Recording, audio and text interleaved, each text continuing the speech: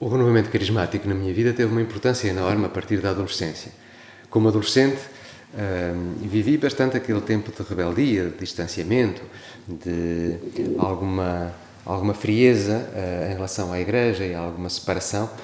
E depois foi através dos meus pais, que frequentavam, que participavam no grupo Pneuma Vita, que eu me fui reaproximando. Não tanto da fé, que não perdi, mas da prática cristã habitual. Uma das coisas que me impressionou de imediato e que de facto mudou a minha vida foi, por um lado, a oração e a importância da oração. A oração de louvor, a oração de abertura de coração de uma forma realmente pessoal, implicando a vida toda. E isso, no grupo Pneuma Vita, era muito forte. Nas orações da terça-feira, que aconteciam na Capela dos Missionários do Espírito Santo, era verdadeiramente avassalador para um adolescente que começava a descobrir pela primeira vez uma série de coisas na vida de fé. A devoção ao Espírito Santo, a importância do Espírito Santo, a abertura de coração à vontade de Deus e à iluminação pelo Espírito, foi a outra coisa que me marcou profundamente. E depois alguma coisa que me tocou para a vida foi o sentido de comunhão e de comunidade que existia no grupo Pneuma Vita. Isto tocou-me profundamente.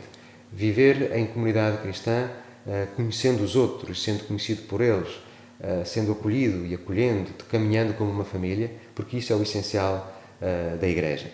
A partir daí a minha vida foi-se moldando bastante ao sabor da Palavra de Deus e fui começando a colocar as questões fundamentais na vida de um adolescente que faz o ensino secundário: o que é que Deus quer de mim, o que é que eu devo ser no futuro, como é que me devo organizar, como é que devo direcionar a minha vida. E isso foi crescendo como uma inquietação, como uma busca de discernimento. Fui percebendo que na relação com Deus, menos que tudo é pouco. E que numa relação autêntica de um discípulo, de um cristão com Deus, com o seu Senhor, tudo é o mínimo. Naturalmente que todos nós, cada um tem a sua vocação, e nessa vocação específica o Senhor convida a dar tudo. E eu senti isso com muita força e senti que se calhar a minha vocação poderia passar pela consagração religiosa e pela consagração missionária. O padre José da Lapa, que tinha iniciado e que acompanhava como assistente espiritual o grupo Pneuma Vita, era espiritano, e foi através dele que eu conheci os espiritanos. A minha mãe pertencia também a um movimento muito grande ligado aos missionários do Espírito Santo, que é a Liame.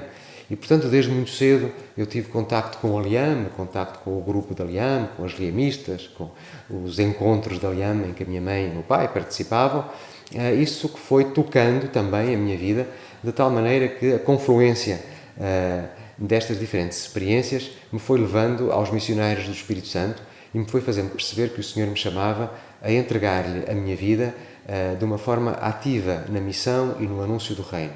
E isso fez-me empreender uma aventura de formação em Portugal, depois em França, depois de experiência missionária na Guiné-Bissau. Depois fui enviado como missionário, já padre, para Moçambique, onde fiquei bastantes anos servindo a Igreja de Cristo e servindo a humanidade em nome de Deus, numa região do norte de Moçambique, entre o povo Macua. Foi evidentemente uma experiência fantástica, uma experiência que completou naquela etapa a minha formação cristã e a minha formação de discípulo. Aí fui aprendendo que não somos missionários se não formos antes de mais discípulos, que não seremos capazes de anunciar o Evangelho se não formos capazes de fazer silêncio e de nos deixarmos tocar pela presença de Deus que nos ensina. A partir daí sim poderemos tornar-nos testemunhas. O encontro com o renovamento carismático na minha vida foi a grande oportunidade e um grande ponto de arranque para essa experiência que continua como uma grande peregrinação, como para todos nós.